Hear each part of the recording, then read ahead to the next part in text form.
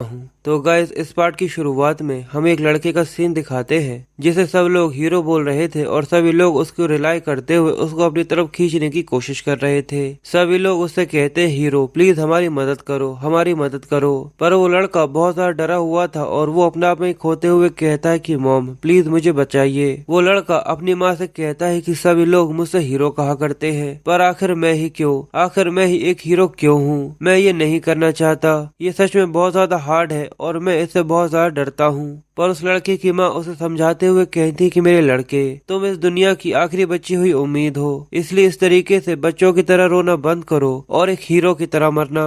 जो कहते हुए उस लड़के की माँ अपने बच्चे को उन हाथों में धकेल देती है जो हाथ उसे अपनी तरफ खींच रहे थे। जिसके बाद सीन प्रेजेंट टाइम का होता है जहाँ पर वही लड़का बहुत ज्यादा बड़ा हो चुका था और उसके चेहरे पर पानी की बूंदे पड़ते ही उसे होश आने लगता है और वो अपनी आंखें खोलते हुए अपनी जगह से उठने की कोशिश करता है। और हमें पता चलता है कि इस लड़के का नाम किन सुंग गिन है और ये इस दुनिया का आखिरी बचा हुआ इंसान है जो कि इस टूटी हुई बिल्डिंग के अंदर पड़ा हुआ था। वो अपनी जगह से उठते हुए अपनी तलवार को उठा लेता है और कहता है मुझे लगा था कि मैं थोड़ी देर यहाँ पर आराम कर सकता हूँ। पर जैसे ही वो नीचे की तरफ देखता है तो वहाँ पर कई सारे मॉन्स्टर्स थे जो कि उसी की तरफ बढ़ते जा रहे थे, जिनको देखकर सुनगिन हंसते हुए कहता है पर मुझे नहीं लगता है कि ये मुझे थोड़ा सा भी आराम करने देंगे। इनके जैसे न जाने कितने कमीने हैं जिनको मुझे मारना है। और हमें दिखाते हैं कि सुनगिन जिस बिल्डिंग के ऊपर खड़ा था उसके नीचे हजारों लाखों की मात्रा में कई सारे मॉन्स्टर्स थे जो कि उसी की तरफ बढ़ रहे थे।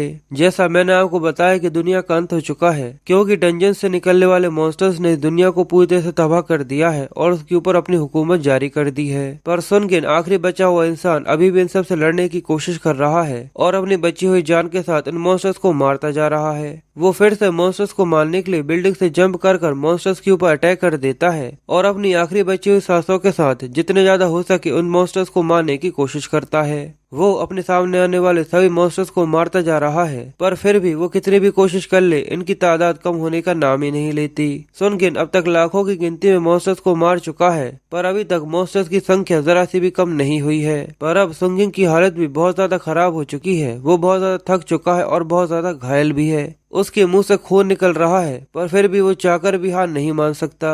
वो अपनी हालत को देखते हुए अपने आप से ही कहता है मैं एक रियल हीरो के नाम पर पूरी तरह से धब्बा हूँ, मैं चाहकर भी किसी को नहीं बचा पाया, आखिर में सब कुछ खत्म हो गया। और हमें दिखाते कि सुनगिन के सामने डीमन किंग खड़ा हुआ था जो कि किसी बुल की तरह दिखने वाला डीमन है और उसका साइज बहुत ही ज्यादा बड़ा है। और सुनगिन उसको देखते हुए आगे कहता है मेरी इतनी ज्यादा स्ट्रेंथ के बाद भी मैं पूरी तरह से फेल हो चुका हूँ। मैं ये बात अच्छे से जानता हूँ कि इस सब के बाद मैं भी तुम सबका एक हिस्सा बन जाऊंगा, पर फिर भी मैं इस मॉन्स्टर को मारकर इसकी ताकत को अपना बनाना चाहता हूँ। जो कहते हुए वो डीमन किंग के ऊपर अटैक करने की कोशिश करता है पर उसका इम्पैक्ट इतना ज्यादा होता है कि वो उसके अटैक करने से पहले ही उसके प्रेशर की वजह से बहुत दूर जाकर फेंका जाता है। अब सुनगिन की हालत पहले से और भी ज्यादा खराब हो चुकी थी और वो खांसते हुए हंसकर कहता है तो सच में ये मेरा अंत है, एक हीरो, ये क्या बकवास है, मैं चाहकर भी कुछ नहीं कर पाया। मैंने बहुत कोशिश करी पर मैं चाहकर भी किसी एक इंसान तक को नहीं बचा पाया।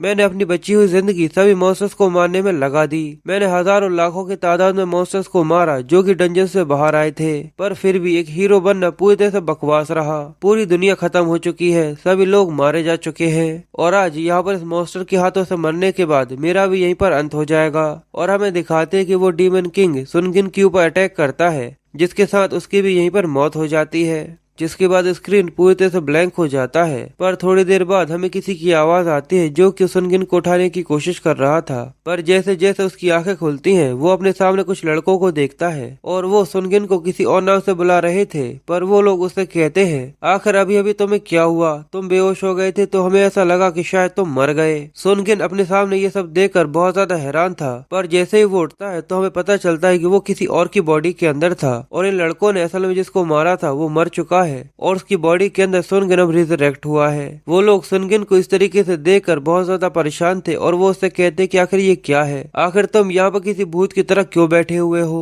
सुनगिन ये सब देखकर बहुत ज्यादा हैरान था, उसे कुछ भी समझ में नहीं आ रहा था कि आखिर यहाँ पर क्या हुआ है। वो अपने हाथों को देखकर काफी सरप्राइज था, एक खुले आसमान को देखकर काफी हैरान था और अपने आसपास की सराउंडिंग्स को देखकर बहुत ज्यादा सरप्राइज था। उसे अभी भी इस चीज पर यकीन नहीं हो रहा था कि आखिर वो कहाँ पर है। उसे ऐसा लग रहा था कि ये सब एक सपना सपना है। पर जो लोग उसके आसपास खड़े हुए थे वो सुनगिन को इस तरीके से देखकर काफी कंफ्यूज थे। सुनगिन ये सब देखकर कहता है, क्या मैं कोई सपना देख रहा हूँ? वो बुल्ली लड़के जो कि सुनगिन को पहले परेशान कर रहे थे वो लोग उससे आगे कहते हैं, तुम सपने में बहुत ज्यादा बातें करते हो, चलो अब अगर तुम फिर से उठ गए हो तो तुम्हें फिर से पीटना चालू करते हैं। जो कहते हुए बुल्ली लड़कों का लीडर सुनगिन की कॉलर को पकड़ लेता है और फिर से उसको मारने की कोशिश करने लगता है। पर सुनगिन अभी भी एक बहुत बड़े शौक में था, इसलिए वो उन लोगों को देखकर कहता है, क्या तुम लोग सच में मेरे अलाय हो? पर वो अपनी बात पूरी कर पाता उससे ही पहले वो लड़का कहता है, चलो अब जल्दी से अपना मुंह बंद करो वरना तुम्हारे दांत टूट जाएंगे। और जैसे ही वो लड़का उसको पंच मारने की कोशिश करता है, सुनगिन अपने रिफ्लेक्सेस की वजह से बड़े ही आसानी से उसके पंच को ब्लॉक कर लेता है। पर ये देखकर वो लड़का काफी कंफ्यूज था। पर तभी सुनगिन अपने पंच बनाकर उसके चेहरे पे एक जोरदार पंच मारता है, जिससे वो लड़का काफी ज्यादा दूर फेंका जाता है और उसकी हालत बहुत ज्यादा खराब हो जाती है। उसके सभी साथी ये देखकर काफी सरप्राइज थे और बहुत ज्यादा हैरान भी होते हैं और लोगों की हालत बहुत ज्यादा खराब हो जाती है।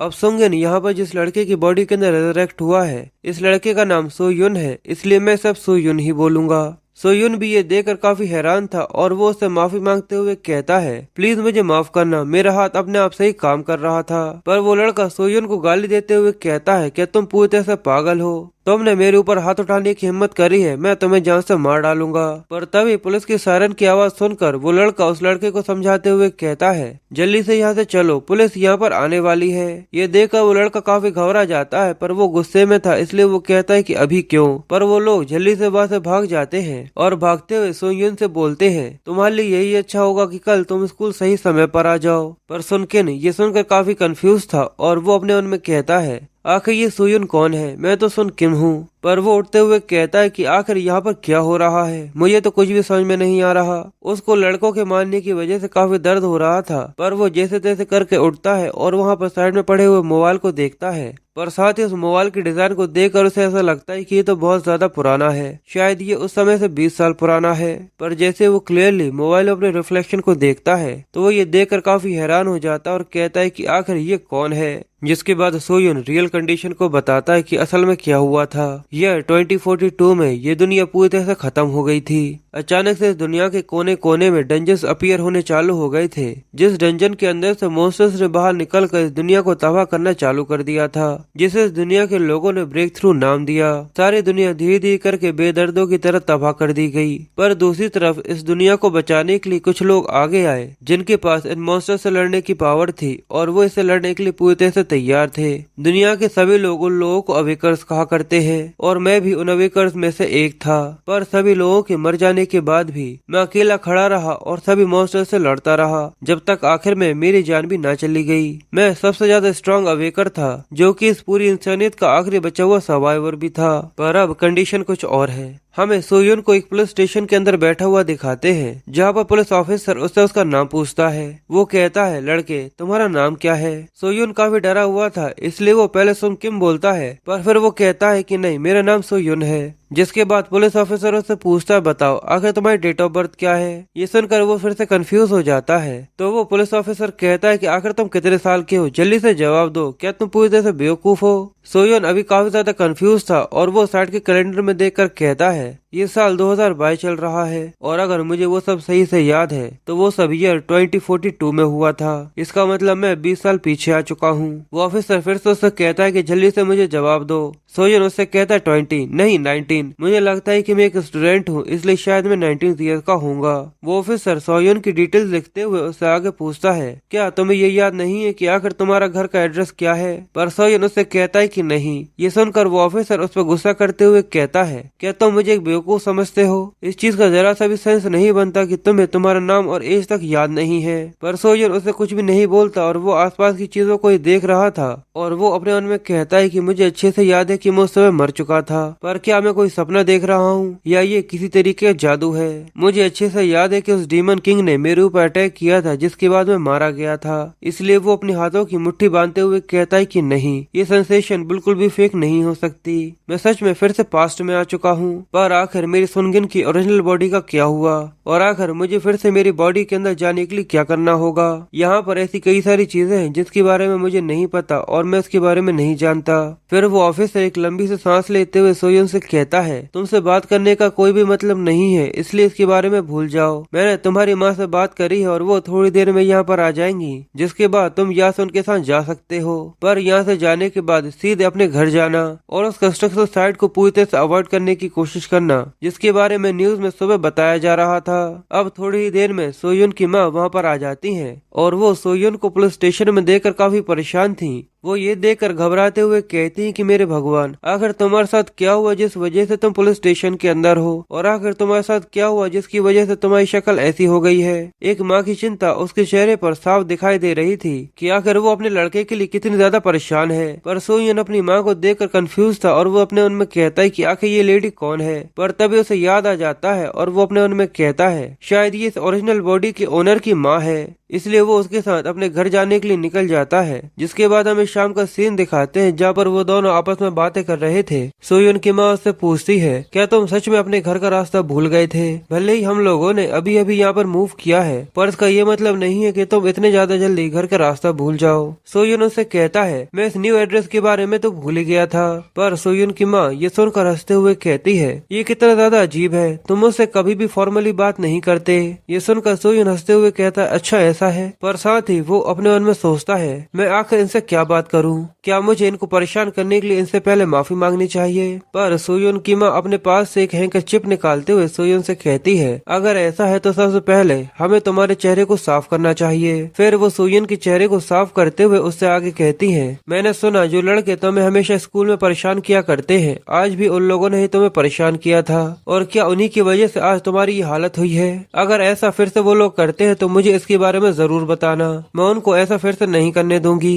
फिर सोयन की माँ सोयन का हाथ पकड़कर उसे घर ले जाने लगती है। पर सोयन के लिए ये सब बिल्कुल नया नया था, इसलिए वो बहुत ज्यादा कंफ्यूज था। पर जैसे वो लोग आगे जाने लगते हैं और वो एक पार्क के साइड से निकलते हैं तो सोयन की माँ उसको देखकर कहती है, पर आज ये पार्क बिल्कुल खाली खाली है, क्या आज यहाँ पर कुछ हुआ है? सोयन भी आसपास देख रहा था और वहाँ पर कोई भी नहीं होता, इसलिए उसे भी थोड़ा सा अजीब सा लगता है और वो कहता है, मुझे भी थोड़ी सी अजीब सी फीलिंग हो रही है। और हमें उनके पीछे दिखाती कि एक बेयरवुल्फ उन लोगों को ही देख रहा था और सोयन की माँ उससे पूछती है कि तुम मेरे साथ नहीं चल रहे? पर सोयन उससे कहता, हाँ मैं चल रहा हूँ। पर तभी सोयन पीछे से वेयरवुल्फ की आने की आवाज सुन लेता है और जैसे वो पीछे मुड़कर देखता है तो वेयरवुल्फ उन लोगों की तरफ ही बढ़ रहा था और वो अपना बड़ा सा मुंह खोलकर उनके ऊपर अटैक कर देता है। और सोयन उसको देखकर समझ जाता है कि ये एक वुल्फ है, इसलिए वो जल्दी से अपने बैग को निकालकर अपनी माँ को बचाने की कोशिश करता है। पर उस वुल्फ की एनर्जी को जानने के बाद वो ये समझ जाता है कि एक नॉर्मल वुल्फ नहीं है, ये जरूर से एक बेयरवुल्फ है। और उसे ये भी याद आता है कि पुलिस स्टेशन में जो पुलिस इसके बारे में बात कर रही थी वो शायद यही वजह थी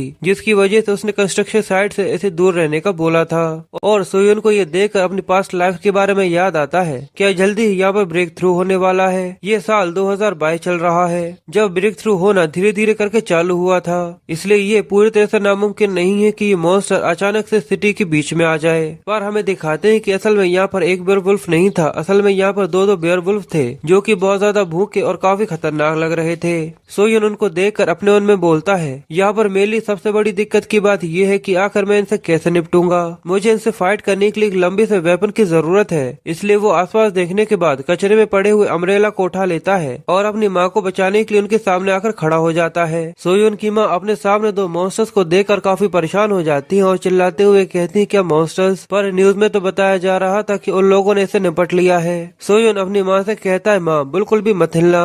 पर साथ ही वो अपने मन में कहता है कि मैं अपनी ओरिजिनल बॉडी के अंदर नहीं हूँ, वरना इन मॉन्स्टर से निपटना मेरे लिए कोई भी दिक्कत की बात नहीं थी। एक बेयरवुल्फ अचानक से जंप करके सोयन के ऊपर अटैक कर देता है, पर जैसे ही वो उसकी काफी ज्यादा करीब आकर उसको बाइट करने की कोशिश करता है, सोयन बड़े आसानी से उसे डॉज कर लेता है और अपने प्रीवियस लाइफ के स्किल्स का इस्तेमाल करते हुए उस बेयरवुल्फ के ऊपर अटैक करता है, जिससे वो काफी ज्यादा घायल तो हो जाता है। पर ये उसे मारने के लिए काफी नहीं था और इस चीज से वो काफी ज्यादा गुस्से में आ जाता है और वो वेयरवुल्फ सोयन के ऊपर ऊपर फिर से अटैक कर देता है, तो वो अपने अम्ब्रेला की मदद से अपने आप को डिफेंड करने की कोशिश करता है। पर इस चीज में उसे काफी ज्यादा दिक्कत आ रही थी क्योंकि इसकी ये बॉडी काफी ज्यादा कमजोर थी। पर वो अपने आप को डिफेंड करने की कोशिश करते हुए कहता है, मैंने ऐसा सोचा नहीं था कि मैं इन लो ग्रेड मॉन्स्टर्स को भी नहीं हरा पाऊंगा, पर अगर मैं मेरी ओरिजिनल बॉडी के अंदर होता तो इनको हराना मेरे सिंगल अटैक के लिए काफी था, या कम से कम मैं एक अवेकर होता। और हमें दिखाते हैं कि सामने से दूसरा बेयरवुल्फ सोयुन के ऊपर अटैक करने के लिए आगे आ रहा था। ये देखकर सोयुन काफी ज्यादा टेंशन में आ जाता है क्योंकि वैसे भी वो एक मॉन्स्टर से नहीं निपट पा रहा था और अब दूसरा मॉन्स्टर भी उसके ऊपर अटैक करने के लिए आगे आ रहा है। पर तभी अचानक से सोयुन की माँ आगे बढ़कर उस बेयरवुल्फ के ऊपर अटैक कर देती है, जिससे वो बेयरवुल्फ सोयुन के ऊपर तो अटैक नहीं कर पाता। सोयुन ये देखकर काफी हैरान था कि सोयुन की माँ ने अपनी जान की परवाह न किए बिना सोयुन की जान बचाने के लिए अपनी जान को रिस्क में डाल दिया। सोयुन की माँ काफी ज्यादा घायल हो चुकी थी और वो वहीं की वहीं गिर कर बेहोश हो जाती है। सोयुन ये देखकर कहता है कि इन्हें मेरी जान बचाने की कोशिश करी, पर क्यों? वो काफी ज्यादा गुस्से में था, इसलिए सोयुन जल्दी से अपने ऊपर के बेयरवुल्फ के ऊपर किक करता है और उसे अपने आप से दूर भगा देता है। जिसके बाद वो जल्दी से अपनी माँ के पास भागते हुए जाता है और उनको आवाज देते हुए कहता है, आखिर आपने ऐसा क्यों किया? ये बहुत ज्यादा खतरनाक था। पर सोयुन की माँ बेहोशी की हालत में ही उससे कहती, सोयुन मैं बिल्कुल ठीक हूँ, पर तुम्हें जल्दी करनी चाहिए जिससे तुम यहाँ से भागकर जिंदा बच सको। पर सोयुन ऐसी बातें सुनकर काफी कंफ्यूज था और तभी उसकी माँ फिर से बेहोश हो जाती है। ये देखकर सोयुन को बहुत ज्यादा गुस्सा आता है, जिस गुस्से की वजह से उसके अंदर से एक डार्क एनर्जी रिलीज होने लगती है और बेयरवुल्फ इसको सेंस कर लेते हैं, जिसकी वजह से वो डर जाते हैं। और सोयुन काफी ज्यादा गुस्से में उन्हें अपनी आंख दिखाते हुए कहता है, क्या तुम लोगों की यहाँ पर मरने की इच्छा है? सोयुन के मुंह से ये सुनते ही वो दोनों वेयरवुल्फ की हालत बहुत ज्यादा पतली हो जाती है और वो तेजी से वहाँ से जंप कर भाग जाते हैं। और सोयुन भी ये देखकर थोड़ा सा कंफ्यूज था और वो चिल्लाते हुए कहता है, तुम्हें क्या लगता है कि मैं तुम लोगों को यहाँ से जाने दूंगा? पर तभी अचानक से उसके पैर अपने पैर में फंस जाता है और वो भी वहीं पर गिर जाता है। ये देखकर उसे काफी ज्यादा अजीब लगता है और वो कहता है, आखिर ये किस तरीके का पैथेटिक स्टेमिना है, मैं तो सच में बहुत ज्यादा वीक हूँ। फिर वो अपनी माँ को अपने कंधे पर उठाकर अपने घर जाने के लिए निकलने लगता है, पर जैसे ही वो अपनी माँ को अपने कंधे पर उठाता है तो उसे काफी ज्यादा दर्द महसूस होता है और वो कहता है, मुझे सच में मेरी पहले की इंजरीज की वजह से काफी ज्यादा दर्द हो रहा है। पर जैसे ही वो अपने कदम आगे बढ़ाता है उसे फिर से याद आता है और वो कहता है, रुक जाओ, पर मुझे तो ये पता ही नहीं है कि आखिर हमारा घर कहाँ पर है। पर जैसे तैसे करके सोयुन अपने घर पहुंच ही जाता है और हम अगले सीन में दिखाते कि सोयुन ने अपनी माँ को काउच पर लेटाया हुआ था और वो वहीं पर लंबी लंबी सांसें लेते हुए कहता है, आखिरकार मैं घर आ ही गया। ये काफी अच्छा था कि मैंने एड्रेस अपने वॉलेट के अंदर रखा हुआ था, वरना मैं तो इसी तरीके से गलियों में घूमता रहता। सोयुन की हालत बहुत ज्यादा खराब थी, पर जैसे ही वो अपनी माँ को देखता है तो सोयुन की माँ बेहोशी की हालत में भी उससे कहती है, सोयुन तुम्हारी माँ जब तक तुम्हारे साथ है तुम्हें कुछ भी नहीं हो सकता, बस तुम जल्दी से यहाँ से भाग जाओ। ये सब देखकर सोयुन को काफी अजीब लगता है और वो अपने मन में कहता है, आखिर क्यों? आखिर आपने अपनी जिंदगी को मुझे बचाने के लिए रिस्क में क्यों डाला? सोयुन के लिए ये सब बिल्कुल नया नया था, इसलिए उसे कुछ भी समझ में नहीं आता। पर वो अपने आप को देखते हुए कहता है कि मेरी ये बॉडी बहुत ज्यादा कमजोर है, कि केवल कुछ छोटे से मॉन्स्टर से लड़ने के लिए भी मुझे बहुत ज्यादा स्ट्रगल करना पड़ रहा था। क्या मुझे सच में एक ऐसे यूजलेस इंसान के अंदर ही रिजरेक्ट होना था? पर मैं इस बार मेरे पास्ट की गलतियों को नहीं दोहराने वाला। पर हमें दिखाते हैं कि सोयुन के पीछे एक अजीब तरीके से पोर्टल खुल रहा था, पर सोयुन को इसके बारे में नहीं पता था और वो शांत होते हुए कहता है कि नहीं, सबसे पहले मुझे शांत होने की जरूरत है, खासकर ऐसे समय पर जितना ज्यादा हो सके मुझे शांत रहना चाहिए। पर तभी उसके पीछे से एक नोटिफिकेशन आती है और उससे पूछा जाता है कि टावर ऑफ द ट्रॉल्स आपसे रिक्वेस्ट कर रहा है, यूजर अपने आप को कंफर्म करे। और जैसे ही सोयुन की नजर पीछे की तरफ जाती है, सोयुन उसे देखकर समझ जाता है और कहता है, एबिस आखिर ये गेट अचानक से कैसे खुल गया?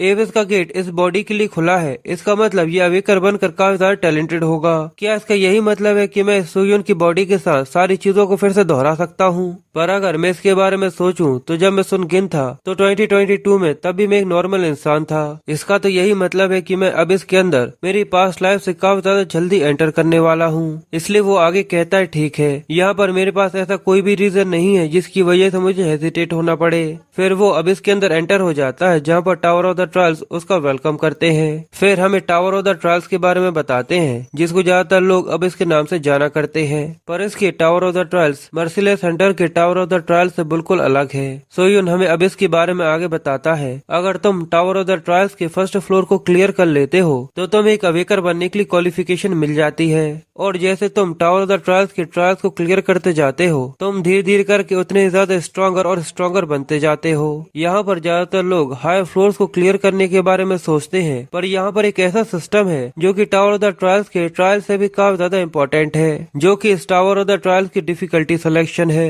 सोयन से भी यहाँ पर डिफिकल्टी के बारे में पूछा जाता है कि आखिर आपकी डिफिकल्टी क्या होगी। यहाँ पर आपको लेवल 1 से लेवल 10 तक डिफिकल्टी चूज करनी है, तो सोयन यहाँ पर लेवल 10 को चुनता है। यानी सोयन की हर एक फ्लोर की डिफिकल्टी लेवल 10 होने वाली है, यानी जो कि सबसे ज्यादा हाई है।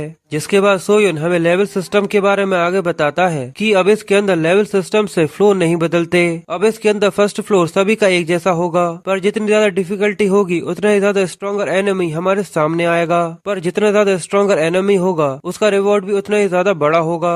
यानी दूसरी भाषा में हम लोग ये कह सकते हैं कि जितना ज्यादा बड़ा रिस्क लेंगे उतनी ही ज्यादा बड़ी चीजें हम लोगों को रिटर्न में मिलेंगी। अब सोयन के टावर ऑफ द ट्रायल्स का फर्स्ट फ्लोर एक्टिवेट होने वाला है, जहाँ पर वो एक एरिना के अंदर टेलीपोर्ट हुआ था और उसकी डिफिकल्टी लेवल यहाँ पर 10 है। सोयन ये देकर कहता है, इसलिए मैंने लेवल 10 को चुना था क्योंकि मैं पास्ट लाइफ में लेवल 8 तक ही पहुँच पाया था, पर अब मैं ऐसा नहीं कर सकता।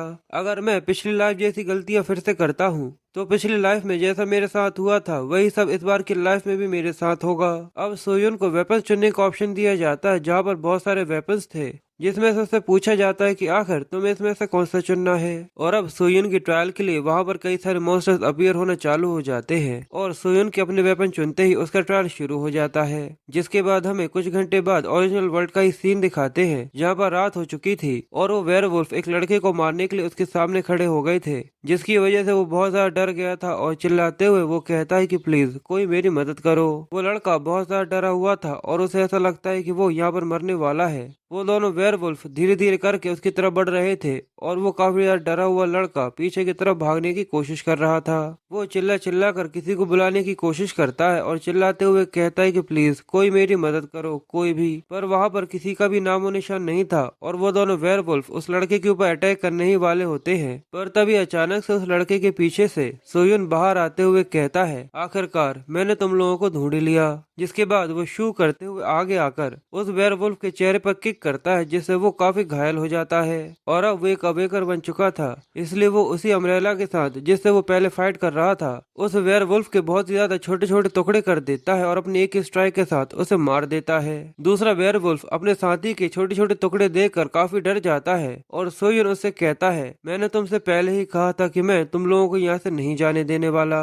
वो वेयरवुल्फ बहुत ज्यादा डरा हुआ था और वो चिल्लाने लगता है, तो सोयन उसको देखकर कहता है कि तुम्हें चिंता करने की जरूरत नहीं है, तुम भी उसी के पास जाने वाले हो। जो कहकर वो अपने एक स्ट्राइक के साथ उस वेयरवुल्फ को भी मार देता है। जिसके बाद हम एक न्यूज रिपोर्टर का सीन दिखाते हैं, जो कि टीवी पर डंजन्स के बारे में बता रहा था। हाल ही में डंजन्स काफी ज्यादा तेजी से बढ़ रहे हैं। अगर डंजन्स को 2019 की अपेक्षा अभी कंपेयर किया जाए तो वो पहले से 3 गुना ज्यादा हो गए हैं और अचानक से डंजन के अपीयर होने की वजह से इसका सोसाइटी पर काफी ज्यादा इम्पैक्ट पड़ा है। टावर ऑफ द ट्रायल्स और डंजन दोनों एक जैसे लगते हैं, पर ये दोनों बिल्कुल अलग तरीके के हैं। इन दोनों का सिस्टम पूरी तरह से अलग है। टावर ऑफ द ट्रायल्स के डंजन को कंप्लीट करने के बाद वहाँ से कई सारे पॉइंट्स मिलते हैं, जिससे जो कि अवेकर्स होते हैं उससे वो काफी ज्यादा अमीर होते हैं, क्योंकि उन्हें वहाँ से ऐसी कई सारी चीजें मिलती हैं जिनकी कीमत बहुत ज्यादा होती है, जिसकी वजह से उन्हें हीरो का फेम दिया जाता है और उनकी सोसाइटी में काफी ज्यादा इज्जत भी होती है। और इस दुनिया की ऐसी कई सारी जगह हैं जहाँ पर डंजन्स के अंदर से मिस्टीरियस मॉन्स्टर्स बाहर निकल कर आ गए हैं, जिसे आउटब्रेक कहा जाता है। पर फिर भी इन डंजन्स की वजह से हमारी सोसाइटी के ऊपर एक पॉजिटिव इफेक्ट ही पड़ा है। पर जब एक आउटब्रेक होता है तो डंजन के अंदर से बहुत ज्यादा पावरफुल मॉन्स्टर्स इस रियल वर्ल्ड के अंदर आ जाते हैं, जो कि इस दुनिया को तबाह करने की ताकत रखते हैं। और अगर आउटब्रेक तेजी से होने लगा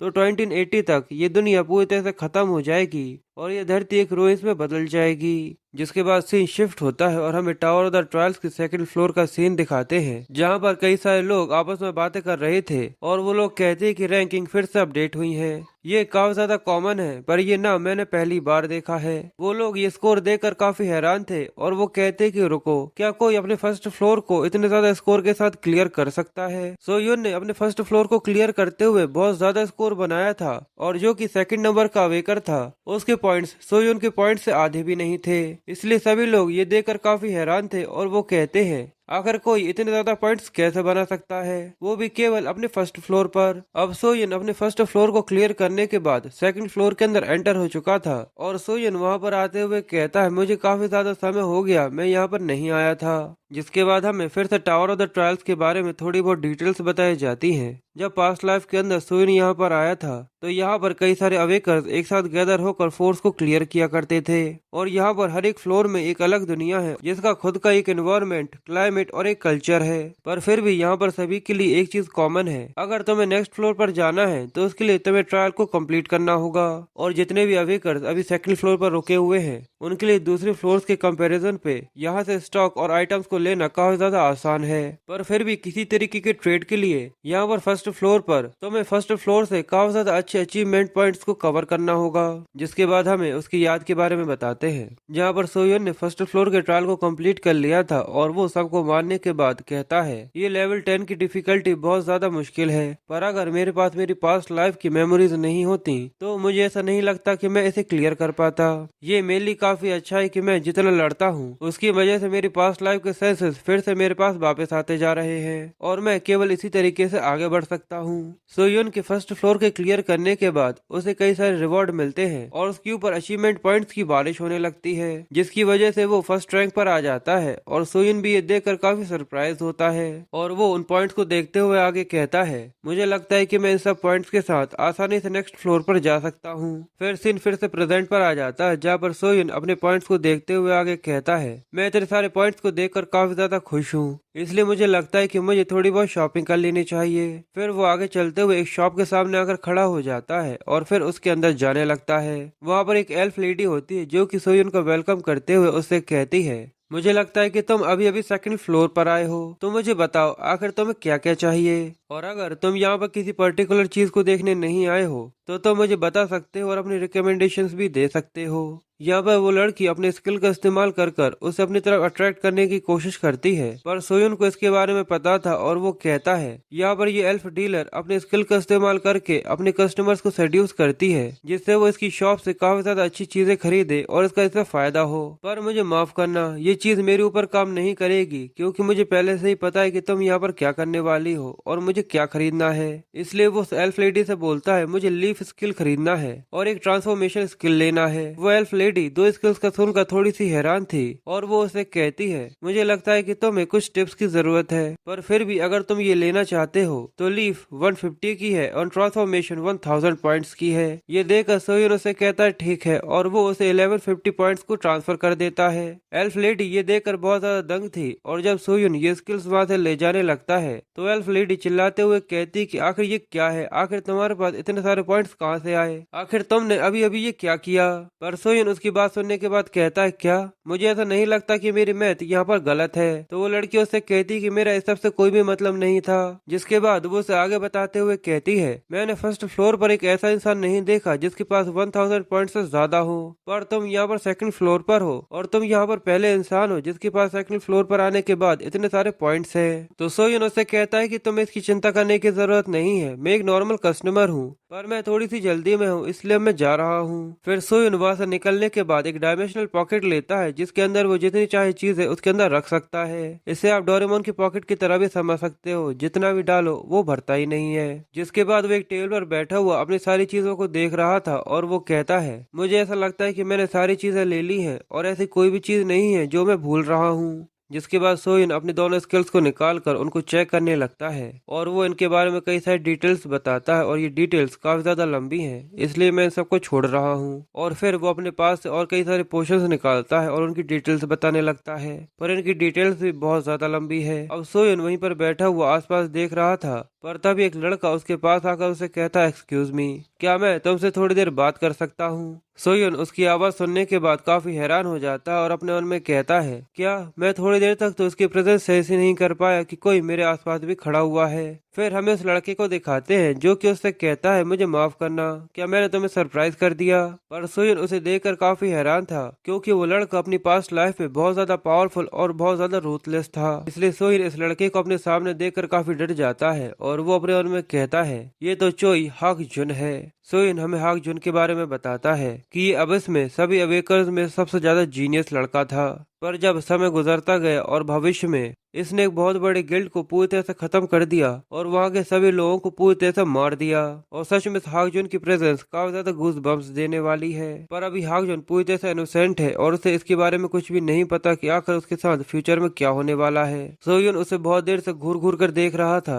ये देखकर हाकजुन उससे कहता है, तुम बहुत देर से मुझे इस तरीके से ही घूर रहे हो, क्या मेरे चेहरे पे कुछ लगा है? सोयुन उसे कहता है कि नहीं, मैं बस थोड़ा सा सरप्राइज हो गया था।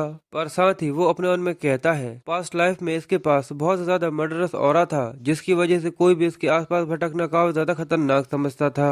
सोयुन हाकजुन से बोलता है, वैसे आखिर तुम मुझसे किस बारे में बात करना चाहते हो? तो हाकजुन उसे कहता है, मैं तुम्हें सच बता रहा हूँ, जब से तुम स्टोर से बाहर निकले हो मैं तब से ही तुम्हारा पीछा कर रहा हूँ और मैं तुम्हें देख रहा था कि तुमने बहुत सारी अलग अलग चीजें खरीदी है, इसलिए मुझे ऐसा लगता है कि तुम्हें अच्छे इक्विपमेंट्स की काफी ज्यादा नॉलेज है। पर सोयुन ये सुनकर थोड़ा सा परेशान हो जाता है, क्या ये मेरा बहुत देर से पीछा कर रहा है? इसलिए हाकजुन उससे आगे बोलता है, इसलिए मैं। पर सोयुन उसकी बात सुनने से पहले ही बहुत ज्यादा अलर्ट हो जाता है, क्योंकि उसे डर लग रहा था कि यहाँ पर उसके साथ कुछ गलत ना हो जाए। पर हाकजुन तो यहाँ पर किसी इनोसेंट डॉग की तरह उसे कहता है, क्या तुम यहाँ पर मेरे साथ एक पार्टी फॉर्म करना चाहोगे? सोयुन हाकजुन के मुंह से ऐसी बात सुनकर बहुत ज्यादा हैरान हो जाता है, क्योंकि उसने पहली बार उसे देखा था और उसे ऐसा नहीं लगा था कि हाकजुन उससे ऐसी कोई बात कर सकता है। पर फिर भी सोयुन हाकजुन को यहाँ पर मना कर देता है। जिसके बाद हमें स्टोरी में आगे बताते हैं कि सोयुन अपने सेकंड फ्लोर को क्लियर करने के बाद उसे रिवॉर्ड के तौर पर एक पेंडेंट मिलता है। पर ये पेंडेंट आगे जाकर काफी ज्यादा इंपॉर्टेंट होने वाला है, इसलिए प्लीज इसके बारे में याद रखिएगा। अब सोयुन अपने थर्ड फ्लोर को क्लियर करने के लिए एक पेड़ पर बैठकर नीचे देख रहा था और वहाँ पर कई सारे लिजर्ड सोल्जर्स घूम रहे थे और शायद वो उसी को ढूंढ रहे थे। सोयुन भी बड़े से पेड़ के ऊपर बैठा हुआ उन्हीं के ऊपर नजर बनाए हुए था और वो उनको देखकर कहता है, ये जो पेंडेंट मुझे मिला है ये 40 क्लैन का ट्रेजर है, जो कि हंटिंग टाइप का क्लैन था, जो कि मॉन्स्टर्स को ट्रैक कर कर और ढूंढ ढूंढ कर उनको मारा करता था। पर आखिर ये ट्रेजर किस तरीके से काम करता है, या ये अटैक के लिए है या डिफेंस के लिए? पर इस पेंडेंट को देखकर मुझे तो ऐसा लगता है कि ये पूरी तरह से यूजलेस है, पर अभी के लिए शायद मुझे इसे बचा कर रखना होगा। जिसके बाद वो आगे कहता है, मैं ये सोचकर काफी कंफ्यूज हूँ कि आखिर यहाँ से निकलने के लिए कौन सा मेथड काफी ज्यादा अच्छा होगा। पर वहीं उसे सिस्टम का ये मैसेज याद आता है कि उसे जंगल के अंदर सर्वाइव करना है, इसलिए वो इसके बारे में सोचकर जैसे उसे एक लिजर्ड सोल्जर अकेला दिखता है, इसलिए वो जल्दी से पेड़ से नीचे आ जाता है और अपनी तलवार को निकालकर उसके ऊपर अटैक कर देता है। और सोयुन अपने पावरफुल स्लैशेस के साथ बड़े ही आसानी से उसे मार देता है और आगे कहता है, अगर मुझे इस जंगल के अंदर सर्वाइव करना है, यानी इसका मतलब तो यही है कि जंगल के अंदर के जितने भी जीव है मुझे उन सबको मारना होगा। और हमें दिखाती कि सभी तरफ से सोयुन को लिजर्ड सोल्जर्स ने घेरा हुआ है और सोयुन सभी के बीच में खड़ा हुआ है। अब एक लिजर्ड सोल्जर ऊपर से सोयुन के ऊपर अटैक करने की कोशिश करता है, पर सोयुन बड़ी ही आसानी से घूमते हुए अपनी तलवार से उसके 2 टुकड़े कर देता है। जिसके बाद वो अपनी स्किल लीफ का इस्तेमाल करते हुए सभी लिजर्ड सोल्जर्स के टुकड़े करते जा रहा था और वहाँ पर जितने भी सोल्जर्स होते हैं वो बड़ी ही आसानी से सबको मार देता है। और सभी लिजर्ड सोल्जर्स को मारते हुए वो अपने मन में कहता है, ये सब एक ग्रुप के अंदर ट्रेवल करते हैं, जिसकी वजह से यहाँ पर एक हाई प्रोबेबिलिटी ये है कि यहाँ पर इन सब के साथ मुझे फाइट करने में काफी ज्यादा समय लगेगा। इसलिए अगर तुम्हारे साथ एक पार्टी हो तो इससे तुम्हें एक फायदा मिल सकता है। और यहाँ पर लेवल 5 के बाद डिफिकल्टीज बढ़ जाती है, इसलिए किसी को भी रिक्रूट करना काफी ज्यादा मुश्किल है। मैं एक लेवल 8 का चैलेंजर चाहता हूँ, पर जैसा सोचा जाए ये बहुत ज्यादा मुश्किल है। तो हाकजुन सोयुन से पूछता है कि आखिर तुम्हें लेवल 8 का ही चैलेंजर क्यों चाहिए? तो सोयुन उसे बताता है, क्योंकि मेरे खुद के रीजंस हैं। पर यहाँ पर हमें ये पता चलता है कि सोयुन ने हाकजुन को मना करने के लिए लेवल 8 का बोला था, पर उसके गोल को पूरा करने के लिए लेवल 8 भी काफी ज्यादा छोटी चीज है। फिर सोयुन के जंगल में अंदर भागते हुए उसके सामने उसका फाइनल बॉस आ जाता है, जो कि लिजर्ड विलेज का लिजर्ड चीफ है और वो एक बहुत ज्यादा बड़े मॉन्स्टर के ऊपर खड़ा हुआ था। सोयुन उसको देखकर हंसते हुए कहता है, यानी आखिरकार फाइनल बॉस मेरे सामने अपीयर हो ही गया। पर सोयुन अपने स्किल का इस्तेमाल करते हुए विलेज चीफ के ऊपर अटैक कर देता है और कहता है कि मैं यहाँ पर फूड चेन के प्रेडेटर को नीचे से खत्म करना चालू कर दूंगा। जो कहते हुए वो अपने पावरफुल स्लैशेस के साथ लिजर्ड चीफ और उसके मॉन्स्टर के छोटे छोटे टुकड़े कर देता है, जो कि काफी ज्यादा बैड एस था। जिसके बाद हमें सोयुन को एक केव के अंदर दिखाते हैं जहाँ पर वो बैठा हुआ था और अब उस पेंडेंट के बारे में रिवील होता है कि ये किसी भी तरीके की इंजरीज को 5 बार ठीक कर सकती है और इसकी वजह से तुम्हारे ऊपर कैसा भी असर क्यों ना हो वो सब ठीक हो जाएगा। सोयुन उसको देखते हुए कहता है, मुझे ऐसा नहीं लगा था कि मेरे पास इस तरीके का कोई यूनिक रिवॉर्ड भी हो सकता है, पर इसकी वजह से मेरे पास एक अच्छा आइडिया है कि मैं किसी से भागने के बजाय उससे लड़ने के बारे में ज्यादा सोच सकता हूँ। और इस बार मेरे स्टेट्स मेरी पास्ट लाइफ से ज्यादा तेजी से इंक्रीज हो रहे हैं, इसलिए मुझे ज्यादा चिंता करने की जरूरत नहीं है। और इसलिए अब मैं मेरे ट्रांसफॉर्मेशन स्किल को भी इस्तेमाल कर सकता हूँ, जिसकी वजह से मैं बॉस के हैबिटेट को और ज्यादा अच्छी तरीके से समझ पाऊंगा। एक ऐसा यूनिक स्किल जो कि दूसरों की स्ट्रेंथ और फिजिकल एबिलिटी को कॉपी करने में कामयाब हो जाता है, जिससे मैं कुछ समय के लिए उसकी एबिलिटीज को भी इस्तेमाल कर सकता हूँ। जिसके बाद अब वो टावर ऑफ द ट्रायल से बाहर निकलने के बाद जब अपने घर जाता है, सोयुन ये देखकर बहुत ज्यादा सरप्राइज होता है कि उसकी माँ ने उसके लिए बहुत ज्यादा शानदार खाना बनाया था। ये देखकर वो अपनी माँ से कहता है कि माँ, आखिर आपने इतना सारा खाना क्यों बनाया है? तो सोयुन की माँ उससे माफी मांगते हुए कहती है कि मुझे माफ करना, तुमने उस समय मेरी जान बचाई, उसके बाद भी मैं इससे ज्यादा तुम्हारे लिए कुछ भी नहीं कर सकती, और इसके अलावा तुम पढ़ाई करते हुए भी बहुत ज्यादा थक जाते हो। ये सुनकर सोयुन अपनी माँ से कहता है, जरूर आप इतना सारा काम कर कर थक गई होंगी, क्योंकि आप आपकी इंजर्ड बॉडी के साथ भी बहुत ज्यादा काम करती हैं। पर सोयुन की माँ एक स्माइल देते हुए उससे कहती कि मैं बिल्कुल ठीक हूँ, और वैसे भी अपने लड़के के लिए खाना बनाने में ऐसी कौन सी दिक्कत है। सोयुन के लिए अभी भी ये सब बिल्कुल नया नया था, क्योंकि अब तक के कई सालों में उसने इस तरीके से कोई भी वार्म फीलिंग को फील नहीं किया था। सोयुन अपने सामने उस खाने को देख रहा था, और जैसे ही वो बैठकर वहाँ पर एक बाइट लेता है तो इसकी वजह से उसका दिल भर आता है, और वो अपने मन में ही कहता है कि मॉम, आपका शुक्रिया, भले ही मैं आपका रियल लड़का नहीं हूँ, पर फिर भी डेफिनेटली मैं आपकी हमेशा रक्षा करूंगा। जो बोलकर वो अपने खाने को तेजी से खत्म करने लगता है, तो उसकी माँ भी ये देखकर सरप्राइज होते हुए कहती है, मुझे लगता है कि तुम सच में बहुत ज्यादा भूखे हो। जिसके बाद हमें न्यूज में अब इसके बारे में बताते हैं। वहाँ पर सोयुन का नाम टावर ऑफ द ट्रायल के सेकंड फ्लोर को क्लियर करने के बाद भी फर्स्ट रैंक पर था, और उसके पॉइंट्स देखकर सभी लोग बहुत ज्यादा हैरान थे, और सभी लोग उसी के बारे में बातें कर रहे थे। वो लोग चाहकर भी इस चीज पे यकीन भी नहीं कर पा रहे थे कि कोई इतने ज्यादा पॉइंट के साथ सेकंड फ्लोर को क्लियर कर सकता है। सोयुन भी ये सब अपने मोबाइल के अंदर देख रहा था, और वो ये देखकर टेंशन में आते हुए कहता है, शिट, मुझे ऐसा लगता है कि मैंने जरूर से ज्यादा ही कुछ कर दिया।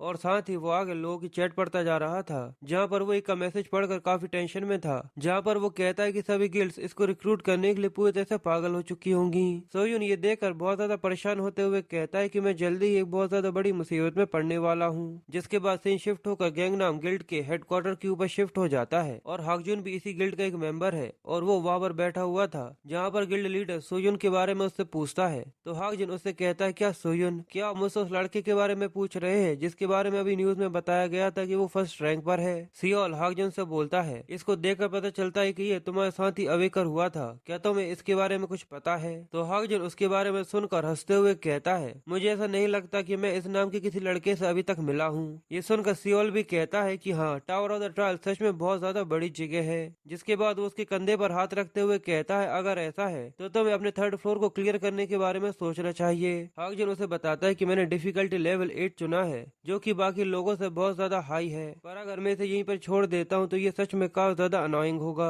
और अचानक सब ये स्ट्रॉन्ग चैलेंजर जिसका नाम सोयुन है, ये न जाने कहां से अपीयर हो गया। जिसके बाद हाकजुन सियोल को बताता है कि मैं थर्ड फ्लोर के ट्रायल को कंप्लीट करने के लिए कुछ लोगों को ढूंढ रहा हूँ, पर मुझे अभी तक मेरी तरह कोई भी नहीं मिला, इसलिए मुझे ऐसा ही लगता है कि मुझे थर्ड फ्लोर को अकेले ही क्लियर करना होगा। ये सुनकर सियोल काफी खुश होता है, और वहाँ से जाते हुए कहता है, अगर तुम्हें तुम्हारे साथ के लिए कोई भी नहीं मिलता तो मैं कोशिश करूंगा कि तुम्हारे लिए किसी को ढूंढ दूं, इसलिए तुम्हें टावर के ऊपर चढ़ने के अलावा किसी और चीज के बारे में नहीं सोचना चाहिए, क्योंकि इसके बाद तुम्हें पता है कि तुम्हें क्या मिलेगा। और यहाँ पर वो एक इवल सी स्माइल देता है, जिससे हमें यहाँ पर थोड़ा सा हिंट मिल जाता है कि ये यहाँ पर हाकजुन को किसी तरीके से ब्लैकमेल कर रहा है, पर इस चीज की असल सच्चाई क्या है इसके बारे में हमें आगे के एपिसोड्स में ही पता चलेगा। जिसके बाद सीन रात का होता है, जहाँ पर हाकजुन अपने रूम के अंदर जा रहा था, पर साथ ही वो सोयुन के बारे में भी सोच रहा था, क्या सच में सोयुन नाम के लड़के से जीतना पॉसिबल भी हो सकता है। वो बहुत ज्यादा परेशान था, और वो कहता है कि सोयुन, मुझे ये नाम थोड़ा सुना सुना सा लग रहा है, क्या ये वही हो सकता है जिससे मैं टावर ऑफ द ट्रायल्स के अंदर मिला था? पर मुझे ऐसा नहीं लगता कि वो वही इंसान हो सकता है। चलो छोड़ो भी, अगर मान लो वो वही इंसान भी होता है, तब भी मैं उसके साथ क्या करूंगा? अभी मुझे केवल मेरे रास्ते पर ध्यान देना चाहिए कि मुझे अभी यहाँ पर क्या करना है। जिसके बाद सीन चेंज होता है, और हमें पता चलता है कि सोयुन ने थर्ड फ्लोर को भी क्लियर कर लिया है, और समय के साथ उसने फोर्थ फ्लोर को भी क्लियर कर लिया है। जिसके बाद वो फिफ्थ फ्लोर और सिक्स्थ फ्लोर को भी क्लियर कर लेता है। सोयुन की माँ उसे बाय करते हुए कहती है, मुझे अच्छे से पता है कि तुम तुम्हारे फाइनल एग्जाम्स के लिए काफी ज्यादा अच्छे से पढ़ाई कर रहे हो, इसलिए बस कुछ समय के लिए अच्छे से आराम करना। और ऐसे ही करते हुए हमें पता चलता है कि सोयुन अभी तक 9th फ्लोर को क्लियर कर चुका है। सोयुन घर से जाते हुए कहता है, ठीक है, मैं आपको पहुंचने के बाद कॉल करूंगा और जल्दी ही वापस आ जाऊंगा। यानी सोयुन को जब से उसने टावर ऑफ द ट्रायल्स के अंदर एंटर किया है, तब से 1 साल पूरा हो चुका है। और सोयन भी इस चीज को देखकर कहता है कि समय बहुत तेजी से जाता है, 1 साल पूरा हो चुका है। पर मैं तो ये सुनकर काफी ज्यादा चिंता में था कि मेरे फाइनल एग्जाम जल्द ही शुरू होने वाले हैं। पर मेरे लिए ये रिलीफ की बात थी कि मैंने 9th फ्लोर को क्लियर कर लिया। पर अब मुझे मेरे 10th फ्लोर को क्लियर करने पर ध्यान देना है। पर मुझे इसके बारे में जरा सा भी अंदाजा नहीं है कि आखिर 10th फ्लोर को क्लियर करने में कितना ज्यादा समय लगेगा। इसलिए वेकेशन के अलावा मेरे दिमाग में और कोई ख्याल नहीं आया कि इसके अलावा कोई और झूठ बोलने पर मैं अपने घर से ज्यादा समय तक बाहर रह सकूं। यानी यहाँ पर सोयोन ने अपने घर पर ये झूठ बोला था कि वो एक वेकेशन पर जा रहा है, जिससे वो अपने घर से दूर रहकर 10th फ्लोर को क्लियर कर सके। जिसके बाद सोयोन हमें टावर ऑफ द ट्रायल्स के बैरियर्स के बारे में बताता है कि एक अवेकर के लिए टावर ऑफ द ट्रायल के चैलेंजेस 10th फ्लोर एक बैरियर की तरह होता है जिसे तुम्हें पार करना होगा। 10th फ्लोर की डिफिकल्टी बहुत ज्यादा होती है, इसलिए तुम यहाँ पर ये कह सकते हो कि 11th और 12th फ्लोर 10th फ्लोर से काफी ज्यादा आसान होते हैं। और यही वजह है कि ज्यादातर लोग अपनी डिफिकल्टी लेवल को कम चुनते हैं, जिससे वो अपने चैलेंजेस को ज्यादा आसानी से पार कर सके। पर इसकी वजह से जैसे जैसे वो टावर ऑफ द ट्रायल्स के ऊपर पहुंचते जाते हैं, उनके फ्लोर से धीरे धीरे कर बहुत ज्यादा मुश्किल होते जाते हैं। और यहाँ पर ऐसा मेरे साथ ना हो, इसके लिए मुझे और भी ज्यादा स्ट्रॉन्गर और स्ट्रॉन्गर बनना होगा। जिसके बाद सोयोन हमें आगे बताता है कि आज से 1 साल बाद येन में एक ग्रीन ईयर डंजन अपीयर होगा, जो कि मॉन्स्टर्स के लिए एक लार्ज स्केल में ब्रेक थ्रू होगा। और ये इंसानियत के लिए एक पहला ऐसा खतरा होगा जिसकी वजह से इंसानों को डरने की बहुत ज्यादा जरूरत है। और फिर उसके 1 साल बाद फिर से डंजन खुलेंगे और दुनिया धीरे धीरे करके तबाह हो जाएगी। और ऐसे ही पूरा फ्यूचर पूरी तरह से बदल जाएगा। और यही वो फ्यूचर है जिसे मैं चेंज करना चाहता हूँ, और मैं डेफिनेटली इसे चेंज कर रहूंगा।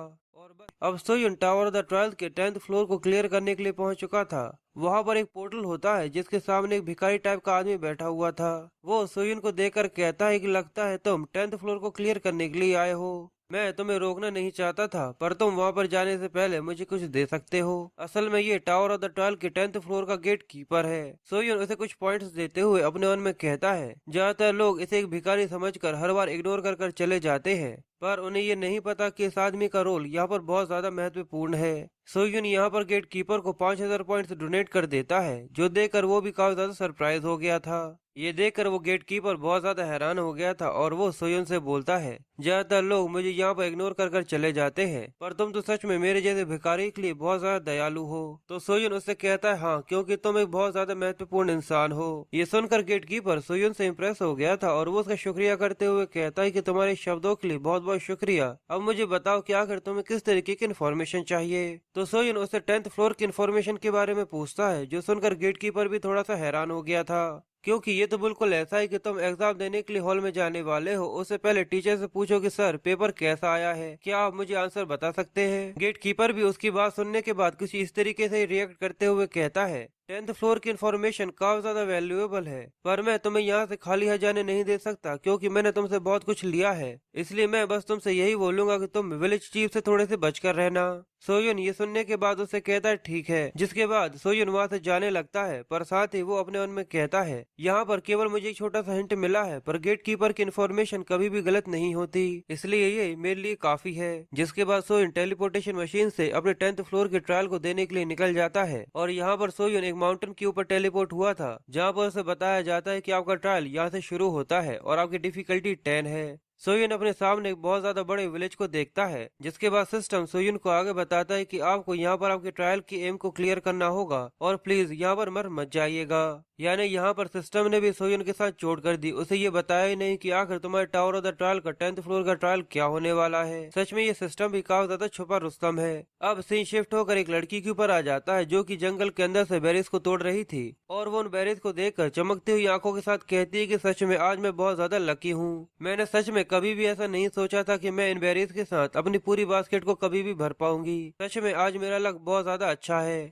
जिसके बाद वो उस बेरी को खाते हुए कहती है, अगर यहाँ पर मेरे पास इतनी ज्यादा बेरीज है तो क्या मेरे यहाँ पर अकेले खाना ठीक होगा। पर जैसे ही वो उस बेरी को खा पाती, उससे ही पहले जैसे उसकी नजर ऊपर पड़ती है तो ये देख उसकी हालत खराब हो जाती है, क्योंकि एक मॉन्स्टर जो उस पेड़ पर रहा करता है, ये उसी का पेड़ है और ये सारे फल वो ही खाता है। इसलिए वो यहाँ पर एक लड़की को अपने फल चुराता हुआ देखकर काफी ज्यादा गुस्से में आ जाता है और उस लड़की से अपने फल लेते हुए उसके ऊपर अटैक कर देता है। ये देखकर वो लड़की जोरों से चिल्लाने लगती है और अपनी जान बचाने के लिए उस मॉन्स्टर से भागने लगती लगती है। वो मॉन्स्टर लड़की का पीछा कर रहा था और सच में ये बहुत ज्यादा डरावना था। ये सच में एक बहुत ज्यादा बड़ी छिपकली की तरह है, पर इसकी शक्ल देखने में काफी ज्यादा फनी है। वो लड़की अपनी जान बचाने की कोशिश करते हुए अपने गाँव की तरफ भागती जा रही थी, पर तभी वो मॉन्स्टर उसके ऊपर अटैक करता। ये देखकर वो लड़की बहुत ज्यादा डर गई थी, पर तभी अचानक से सोयुन वहाँ पर आ जाता है, जो कि उस लड़की की जान बचा लेता है। पर वो लड़की ये देखकर थोड़ी कंफ्यूज थी, क्योंकि उसे ये नहीं पता था कि आखिर ये कौन है। सोयुन उस लड़की से कहता है कि मुझे टाइट पकड़े रहना, और फिर अपनी ट्रांसफॉर्मेशन स्किल का इस्तेमाल करते हुए हवा में पहुंच जाता है, जिसकी वजह से वो बड़ी सी लिजर्ड उन लोगों के ऊपर अटैक नहीं कर पाती और सोयुन उसके अटैक को डॉज कर लेता है।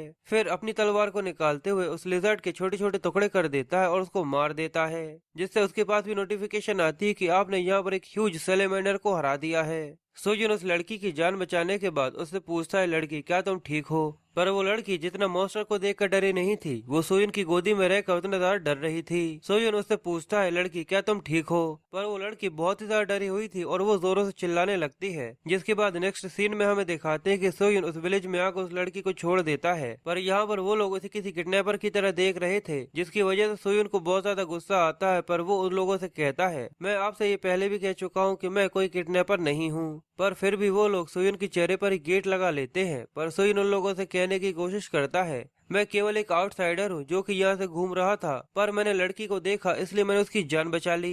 पर उस छोटी सी बच्ची की माँ सोयुन को देखकर काफी डरी हुई थी और वो गेट के पीछे से ही कहती है, भले ही तुम मुझसे ये सब कह रहे हो, पर मैं अच्छे से जानती हूँ कि आखिर तुम्हारे मोटिव्स क्या थे। पर अगर तुम मेरे बच्चे को अगर हॉस्टेज के तौर पर भी रख लेते तब भी इसका कोई भी मतलब नहीं होता, क्योंकि यहाँ पर इस गाँव के अंदर ऐसी कोई भी चीज नहीं है जो तुम चुरा सको, इसलिए प्लीज जल्दी से यहाँ से वापस चले जाओ। उनकी सारी की सारी बातें सोयुन के सीधे जाकर दिल में लगती हैं और सोयुन उनको देखकर कहता है, क्या आखिर मैंने तो ऐसा कभी कहा ही नहीं। सच में बेचारे सोयुन की तो किस्मत ही खराब है। वो फिर से उन्हें समझाने की कोशिश करते हुए कहता है, प्लीज मुझे माफ करिएगा, पर जैसा आपने सोचा है मैं वैसा इंसान नहीं हूँ। पर अंदर से कोई भी रिप्लाई या जवाब नहीं आता, इसलिए वो अपने मन में सोचता है, क्या मैं सच में लोगों को किसी किडनैपर की तरह लगता हूँ? सच में ये तो मेरे लिए बहुत बड़ी शर्म की बात है। फिर वो वहाँ से जाने लगता है, पर साथ ही अपने मन में कहता है, मैंने तो यहाँ पर कुछ भी गलत काम नहीं किया, पर आखिर यहाँ के लोग मुझसे इस तरीके से बिहेव क्यों कर रहे हैं। और वो छोटी सी लड़की सोयुन को वहाँ से जाता हुआ देख रही थी कि सोयुन अब गाँव से बाहर जा रहा है। सच में बेचारे सोयुन की किस्मत तो काफी ज्यादा खराब है। उसके साथ तो यहाँ पर ऐसा हो गया कि जैसे खाया पिया कुछ नहीं, गिलास तोड़ा 12 आना। जिसके बाद सिस्टम सोयुन को आगे बताता है कि अभी जिस अनफेमिलियर विलेज के अंदर तुम आए हो वो काफी ज्यादा बड़े खतरे में है, इसलिए यहाँ पर तुम्हें इस गांव को उस खतरे से बचाना और खुद को भी सर्वाइव करना है। और सोयुन गांव से बाहर निकलते हुए गांव को देखकर अपने मन में सोचता है, पर यहाँ पर सबसे बड़ी बात यहाँ का एटमॉस्फेयर है, क्योंकि यहाँ पर जितने भी विलेजर्स है वो मुझे एक अजीब निगाह से देख रहे हैं। ये तो सच में मेरे प्रीवियस फ्लोर से काफी ज्यादा डिफिकल्ट है। जैसा मैंने सोचा था कि 10th फ्लोर काफी ज्यादा डिफिकल्ट होता है, पर यहाँ पर मुझे गाँव को और खुद को भी बचाना है। मैं इस चीज से पूरी तरह से श्योर हूँ कि इसके पीछे कोई न कोई राज जरूर छुपा होगा। पर आखिर इस विलेज के अंदर आखिर मैं यहाँ के बारे में इंफॉर्मेशन कहाँ से ले सकता हूँ? इस विलेज के सभी लोग सोयुन को किसी भूत की तरह देख रहे थे और उन सभी की नजर सोयुन के ऊपर टिकी हुई थी। और सोयुन भी सबको अच्छे से देख पा रहा था कि सभी लोग सोयुन को ही देख रहे हैं, जिसकी वजह से वो थोड़ा सा ऑकवर्ड हो रहा था। पर साथ ही वो अपने मन में कहता है, पर मुझे ऐसा नहीं लगता कि मुझे इन लोगों से जरा सी भी इन्फॉर्मेशन मिल सकती है। फिर हमें ट्रायल के अंदर के लोगों के बारे में बताया जाता है कि यहाँ के लोगों को ज्यादातर लोग एनपीसीज के नाम से जानते हैं, इसलिए इनका इंसानों को देखने का नजरिया बिल्कुल अलग होता है। इसलिए ये लोग रियल इंसानों को किसी अजीब तरीके से देखते हैं और उनके बारे में अजीब तरीके से सोचते हैं। और सोयुन वहीं पर घूमते हुए सब चीजों को देखने के बाद कहता है, मुझे नहीं लगता कि ये सब प्रोग्राम का जरा सा भी हिस्सा है। यहाँ के विलेजेस का एक अलग ही एटीट्यूड है। ऐसा लगता है कि उन लोगों को बाहर के लोगों से जरा सा भी कोई भी मतलब नहीं है। और यहाँ के एटमॉस्फेयर को फील करने के बाद ऐसा लगता है कि ये बहुत ही जल्दी खत्म होने वाले हैं। और इस विलेज की फीलिंग उस समय से बिल्कुल सिमिलर है जब ये सारी की सारी दुनिया अपने अंत के काफी ज्यादा करीब आ गई थी। इस गांव के किसी भी इंसान ने अभी तक इस चीज को एक्सपीरियंस नहीं किया है, इसलिए मुझे ऐसा नहीं लगता कि इन लोगों को आगे आने वाले किसी भी खतरे के बारे में जरा सा भी अंदाजा है। जिसके बाद सोयुन एक पेड़ को देखकर उस पेड़ के नीचे जाकर बैठते हुए कहता है, मुझे यहाँ पर किसी से मिलने की जरूरत है जिससे मैं यहाँ की इन्फॉर्मेशन निकाल सकूँ, जिससे मैं अपने टास्क को थोड़ा सा आगे बढ़ा सकूं। पर यहाँ पर आने के बाद से मैंने एक चींटी तक को नहीं देखा, तो मैं एक इंसान के बारे में कैसे सोच सकता हूँ? पर तभी हमें वहाँ पर किसी के पैर दिखाते हैं और सोयुन अपने सामने उस लड़की को देखकर काफी सरप्राइज था, क्योंकि ये वही लड़की थी जिसकी सोयुन ने थोड़ी देर पहले जान बचाई थी। वो लड़की एक पेड़ के पीछे छुपी हुई काफी ज्यादा डर रही थी। तो सोयुन उस लड़की को देखकर उसे हेलो करते हुए कहता है, तुम तो वही हो जिससे मैं थोड़ी देर पहले मिला था। वो लड़की अपने हाथ में कुछ रखे हुए थी और वो जल्दी से सोयुन के पास आती है और सोयुन को जल्दी से वो बेरीज देकर फिर से उस पेड़ के पीछे जाकर छुप जाती है। तो सोयुन भी उन बेरीज को देखकर काफी सरप्राइज था और वो लड़की ये देखकर काफी डर रही थी कि आखिर अब आगे क्या होने वाला है। वो सोयुन का शुक्रिया करते हुए कहती कि तुमने मेरी जान बचाई थी, इसलिए मैं तुम्हारे लिए बेरीज लेकर आई हूँ और तुम्हारा मेरी जान बचाने के लिए बहुत बहुत शुक्रिया। सोयुन भी ये देखकर शुरू में थोड़ा सा कंफ्यूज हो रहा था, पर फिर वो हंसते हुए उस लड़की से कहता है, क्या तुम थोड़ी देर के लिए बाहर आ सकती हो? और साथ ही उसने अपने हाथ में उस डोरेमोन की पॉकेट को भी निकाल कर रखा हुआ था, जिसके अंदर से वो उस लड़की के लिए बहुत सारा खाना निकाल कर देता है, जो देखकर उस लड़की की लार टपकने लगती है। अब वो लड़की सोयुन के पास बैठकर एक ब्रेड खा रही थी, जिसको खाने के बाद वो काफी ज्यादा खुश हो जाती है क्योंकि वो बहुत ज्यादा अच्छा था। पर सोयुन उस लड़की को इस तरीके से खाता हुआ देखकर थोड़ा सा ऑकवर्ड हो रहा था। पर साथ ही वो उस लड़की से पूछता है कि यहाँ पर विलेज के अंदर ज्यादा खाना नहीं है। तो वो लड़की सोयुन को बताती है कि हाँ, क्योंकि यहाँ के सभी लोग एक दूसरे के साथ काफी ज्यादा कोल्ड बिहेव करते हैं और इसीलिए उन लोगों को यही डर लगता है कि उनके पास जितना सा भी खाना है वो भी कोई चुरा कर ना ले जाए। सोयुन उससे कहता है, लगता है विलेजर्स काफी ज्यादा मुश्किल समय बिता रहे हैं। तो वो लड़की सोयुन को बताती कि अभी तक हम लोग यहाँ पर इसी वजह से टिक पाए हैं क्योंकि हमारा विलेज चीफ हमारे साथ है, वो हमारा हीरो है।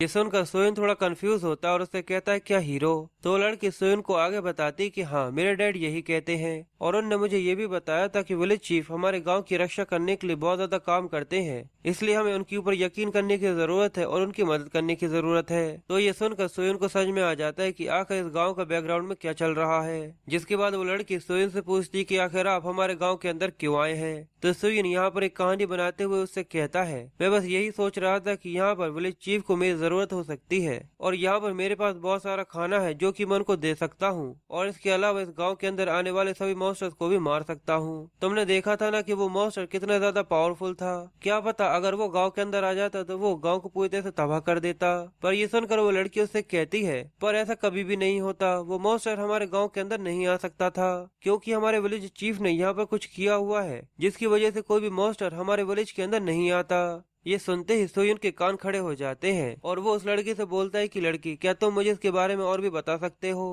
पर तभी विलेज हेड अपने साथी के साथ वहाँ पर आ जाता है, जो कि सोयुन को देखकर कहता है, तो तुम वो आउटसाइडर हो जो कि हमारे गांव के अंदर अभी अभी आया है। और साथ ही वो अपने आप को ग्रीट करते हुए सोयुन से कहता है कि तुमसे मिलकर काफी ज्यादा खुशी हुई। पर सोयुन उसे अपनी तीखी निगाहों के साथ देखते हुए कहता है, तो अच्छा ये इंसान ही विलेज चीफ है। और ये देखते ही उसे गेट कीपर की वो बात याद आती है कि तुम्हें विलेज चीफ से बचकर रहना होगा। जिसके बाद विलेज चीफ सोयुन से कहता है, मुझे इस चीज के लिए माफ करना, पर हम लोग अभी अभी मिले हैं और मैं तुमसे ये कह रहा हूँ, पर तुम्हें इस गाँव के लोगों को इस तरीके से खाना नहीं बांटना चाहिए क्योंकि ये हमारे गाँव के लोगों के लिए काफी ज्यादा खतरनाक हो सकता है और यहाँ पर तुमने ऐसा करने से पहले मेरी जरा से भी परमिशन नहीं ली, इसलिए क्या तुम तुम्हारा खाना अपने पास वापस ले सकते हो? ये सुनकर सोयुन को काफी ज्यादा गुस्सा आता है और वो छोटी सी लड़की विलेज हेड को देखकर पसीना पसीना हो गई थी और उसके हाथ से वो ब्रेड का टुकड़ा भी गिर जाता है। सच में बेचारी छोटी सी लड़की की जान तो विलेज चीफ को देखने के बाद हलक में आ गई है।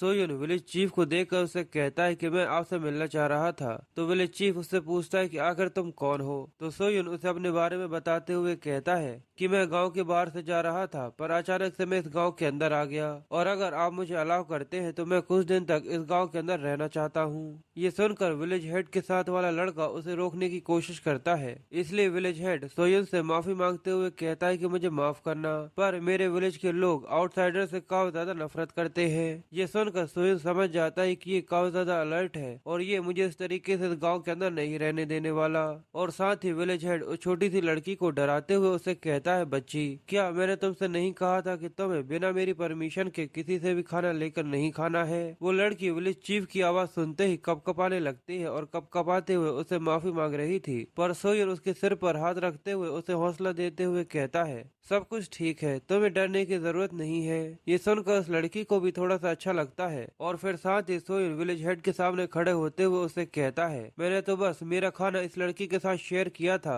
और वैसे भी मेरा विलेजर्स को कोई भी नुकसान पहुंचाने का इंटेंशन नहीं है। और इसके अलावा सोयुन को उस लड़की से बात करने की वजह से इतना तो पता चल ही गया था कि इस विलेज के अंदर खाने की बहुत ज्यादा कमी है, इसलिए वो अपनी डोरेमोन की पॉकेट उस विलेज हेड के सामने डाल देता है। तो वो लड़का ये देखकर काफी हैरान हो गया था और सोयुन उन लोगों से बोलता है, मेरे पास तुम्हारी पूर्ति से भी ज्यादा खाना है जो कि मैं तुम लोगों को दे सकता हूँ। और ये बैग विलेज हेड को देते हुए सोयुन उसके साथ डील करने की कोशिश करते हुए कहता है, अगर तुम यहाँ पर मेरे साथ कोऑपरेट करने के लिए तैयार हो तो मैं यहाँ पर मेरे खाने के अलावा तुम्हें और भी कई सारी चीजें देने के लिए तैयार हूँ। इसके लिए बस तुम्हें मुझे यहाँ पर रुकने की परमिशन देनी होगी। और अगर तुम मुझे यहाँ पर नहीं रुकने दोगे, पर सोयुन की बात पूरी होती उससे ही पहले विलेज हेड उससे कहता है, ठीक है तुम यहाँ पर रुक सकते हो। साथ ही विलेज हेड सोयुन से आगे कहता है कि मेरे पीछे आओ, मैं तुम्हें एक ऐसे घर में लेकर जाता हूँ जहाँ पर कोई भी तुम्हारे ऊपर शक नहीं करेगा। फिर सीन सोयुन के वहाँ पर कुछ दिन रुकने के बाद का होता है, जहाँ पर उसकी विलेज हेड की आवाज सुनने के बाद उसकी तरफ ध्यान जाता है। विलेज हेड कह रहा था कि मेरे परमात्मा, हम छोटे से इंसानों के ऊपर दया करो। सोयुन विलेज हेड को देख रहा था जहाँ पर सभी गांव के लोग उसे किसी भगवान की तरह पूज रहे थे और सोयुन उसे देखते हुए कहता है, तो सारे के सारे लोग यहाँ पर हैं। मैं विलेज चीफ के घर दिखाने के बाद बस यहाँ पर थोड़ा सा घूम रहा था, पर मुझे तो ये सब देखने में किसी ड्रामा की तरह लग रहा है। सभी लोग बहुत ज्यादा डरे हुए थे और किसी के भी दिल में जरा सी भी उम्मीद नहीं थी। सभी लोग विलेज हेड को किसी भगवान की तरह पूजते हुए उससे कहते हैं, ए मेरे देवता, प्लीज इस खून को और हमारी दुआ को कबूल करो और हम सभी की गलतियों को बेवकूफी समझकर माफ कर दो। सोयुन ये देखते हुए कहता है, जरूर ये किसी तरीके की सेरेमनी होगी, क्योंकि अभी इन लोगों के ऊपर एक काफी ज्यादा मुश्किल समय है। ये एक नेचुरल सी बात है, जब हमारे सामने कोई मुसीबत आती है तो हम एक ऐसे इंसान के पास जाने की कोशिश करते हैं जो बहुत ज्यादा पावरफुल हो। ये सब देखने में बिल्कुल उसी समय की तरह है जब दुनिया धीरे धीरे करके खत्म होने लगी थी और सभी लोग किसी न किसी तरीके से पागल होते जा रहे थे। सभी लोग पूरी तरह से अंधे हो चुके थे और पूरी तरह से हार मानकर बस भगवान के भरोसे बैठ गए थे। पर सोयुन को ये देखकर बहुत ज्यादा गुस्सा आता है, क्योंकि सभी लोग कोशिश करने के बजाय बहुत जल्दी हार मान लेते हैं। जिसके बाद वो आगे कह रहा था, उसके कंपैरिजन में ये तो कुछ नहीं है, कम से कम ये लोग एक दूसरे को चोट तो नहीं पहुंचा रहे। पर तभी अचानक से उसका ध्यान सामने की तरफ जाता है, जो देखकर उसका भी दिल दहल गया था, क्योंकि विलेज हेड के हाथों में एक खंजर था और वो चिल्लाते हुए कह रहा था कि हमारी भेंट को कबूल करो और हम लोगों को बख्श दो। और साथ ही हमें वहाँ पर एक आदमी दिखाते हैं जो वहीं पर खड़ा हुआ था और उसके पैर बहुत ज्यादा कपकपा रहे थे। और तभी अचानक से विलेज हेड उसकी रस्सी काट देता है, जिससे जमीन के नीचे एक दरवाजा खुल गया था और वो आदमी उसके नीचे गिर जाता है। और वो आदमी एक जोर की दहाड़ लगाता है, जिसको सुनकर सोयुन का दिल बैठ गया था।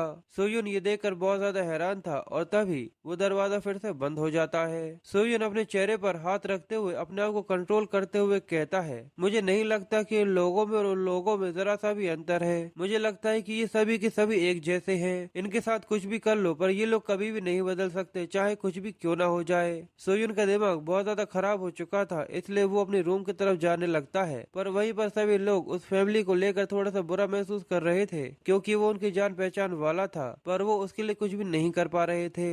जिसके बाद वो लोग विलेज चीफ का शुक्रिया करते हुए कहते हैं, ये सब विलेज चीफ की वजह से ही हो रहा है। अगर विलेज चीफ हमारे साथ नहीं होता तो शायद गॉड ऑफ अर्थ की ताकत हमारे विलेज की रक्षा नहीं करती और हमारा विलेज न जाने कब का तबाह हो गया होता।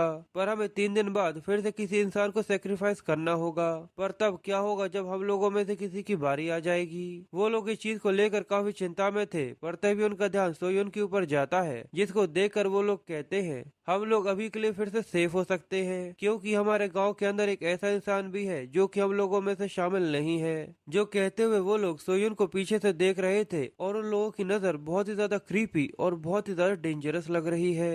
जिसके बाद सीन शिफ्ट होकर विलेज हेड के ऑफिस का सीन होता है, जहाँ पर विलेज हेड का साथी उसे बताता है कि सेरेमनी पूरी तरह से सक्सेसफुल रही। पर साथ ही वो उससे पूछता है कि आज से 3 दिन बाद की सेरेमनी के लिए आखिर हमारे पास कौन सा सेक्रीफाइस होने वाला है। ये सुनकर विलेज हेड उससे कहता है, आखिर आउटसाइडर क्या कर रहा है। तो वो लड़का उससे कहता है कि वो ज्यादा कुछ भी नहीं करता, वो बस ऐसे ही बाहर घूमता रहता है। पर वो विलेज हेड की बात समझ चुका था और वो उससे आगे कहता है, अच्छा मैं समझ गया, यानी आपने उसे अपने सेक्रीफाइस के तौर पर एक्सेप्ट कर लिया है। तो विलेज हेड उसे कहता है भगवान ने उसे इसलिए भेजा है, हम उसे एक ऐसा ड्रग दे देंगे जिससे वो कुछ समय के लिए बेहोश हो जाएगा, जिसके बाद हम हमारी सेरेमनी को परफॉर्म कर उसे उस अंडरग्राउंड जगह में डाल देंगे। पर साथ ही वो एक क्रीपी सी हंसते हंसते हुए कहता है ये गाँव धीरे धीरे करके बहुत ज्यादा खतरनाक होता जा रहा है, एक छोटा सा सेक्रीफाइस बाकी लोगों की सेफ्टी के लिए बहुत ज्यादा जरूरी है, इसलिए क्या तुम्हें ऐसा नहीं लगता कि हम लोग अभी हमारे एक विलेजर को बचा सकते हैं। पर यहाँ पर हमें विलेज के पीछे की बैकग्राउंड स्टोरी बताई जाती है कि असल में विलेज के नीचे एक बहुत ज्यादा बड़ा स्नेक मॉन्स्टर अपीयर हुआ था जो केवल इंसानों को ही खाता है। पर यहाँ पर उस मॉन्स्टर के होने से एक फायदा था कि दूसरे मॉन्स्टर्स इस गांव के ऊपर अटैक नहीं करते, जिसकी वजह से ये गांव दूसरे छोटे मोटे मॉन्स्टर से काफी ज्यादा सेफ है। पर फिर भी सभी गांव के लोग बहुत ज्यादा घबराए हुए थे क्योंकि उनमें से किसी को भी ये पता नहीं था कि कब कौन सा मॉन्स्टर यहाँ पर आकर उनका शिकार कर ले। तो विलेज चीफ होने के नाते मेरे पास केवल एक ही रास्ता था कि मैं यहाँ पर कुछ लोगों की सेक्रीफाइस के बदले बाकी विलेजर्स को बचा सकूं, और मुझे यहाँ पर इस चीज का जरा सा भी रिग्रेट नहीं है क्योंकि मैं एक हीरो हूँ और एक हीरो को इस तरीके के कदम उठाने पड़ते हैं। सच में ये विलेज एल्डर तो बहुत ही ज्यादा ब्रूटल और बहुत ही ज्यादा खतरनाक है। अब हमें 4 दिन बाद का सीन दिखाते हैं जहाँ पर वो सेरेमनी फिर से होने वाली थी, और इस बार यहाँ पर उन लोगों ने सोयुन को बेहोश कर उसे वहाँ पर लेकर आ गए थे क्योंकि इस बार की सेरेमनी में वो लोग सोयुन को एज अ सेक्रीफाइस रखने वाले थे। सोयुन पूरी तरह से बेहोश था और उसे कुछ भी नहीं पता था कि आखिर यहाँ पर क्या हो रहा है, और विलेज एल्डर सोयुन की बलि देने से पहले उससे कहता है कि आउटसाइडर प्लीज मुझे माफ कर देना, जो कहते हुए वो उस रस्सी को काट देता है जिससे वो गेट खुल जाए। पर साथ ही वो आगे कहता है ये सब मैं केवल मेरे गांव की भलाई के लिए ही कर रहा हूँ, जो कहते हुए बेहोश सोंगेन अंडरग्राउंड नीचे गिर जाता है और विलेज एल्डर और उसके बाकी लोग उसके ऊपर से देख रहे थे और धीरे धीरे करके सोयुन जाकर नीचे गिर गया था। जिसके बाद हमें अंडरग्राउंड का सीन दिखाते हैं जहाँ पर एक बहुत ही ज्यादा बड़ा स्नेक मॉन्स्टर था और उसके अंडे भी वहीं पर पड़े हुए थे।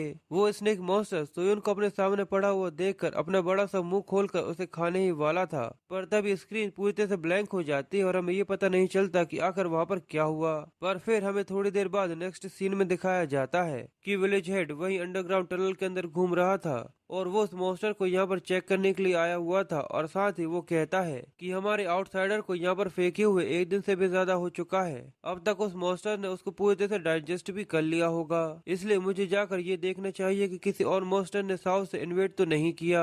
पिछली बार मुझे अच्छे से याद है कि साउथ से कुछ मॉन्स्टर्स यहाँ पर आ गए थे, इसलिए मुझे साउथ में जाकर कुछ मॉन्स्टर्स को मरवाना होगा, जो कहते हुए विलेज एल्डर आगे बढ़ता जा रहा था। पर जैसे ही वो अपने सामने देखता है तो उसके भी प्राण पखेड़ उड़ने को तैयार हो जाते हैं क्योंकि सोयुन वहाँ पर खड़ा हुआ विलेज एल्डर को देखते हुए कहता है विलेज एल्डर तो आखिर तुम यहाँ पर क्यों आए हो। और हमें दिखाते हैं कि सोयुन ने उस बड़े से जाइंट स्नेक मॉन्स्टर के बहुत छोटे छोटे टुकड़े कर दिए थे और उस बड़े से स्नेक का सिर सोयुन के पैरों में पड़ा हुआ था और सोयुन काफी ज्यादा खतरनाक लग रहा था। और बस इसी के साथ ये पार्ट यहीं पर खत्म हो जाता है। आई होप आप लोगों को ये एक्सप्लेनेशन पसंद आई होगी, और अगर आप लोगों को ये एक्सप्लेनेशन पसंद आई हो तो प्लीज वीडियो को लाइक कमेंट शेयर जरूर कीजिएगा और ऐसी एक्साइटिंग वीडियोस के लिए अपने चैनल को सब्सक्राइब कर लीजिएगा। मैं मिलता हूँ आप लोगों से नेक्स्ट वीडियो में।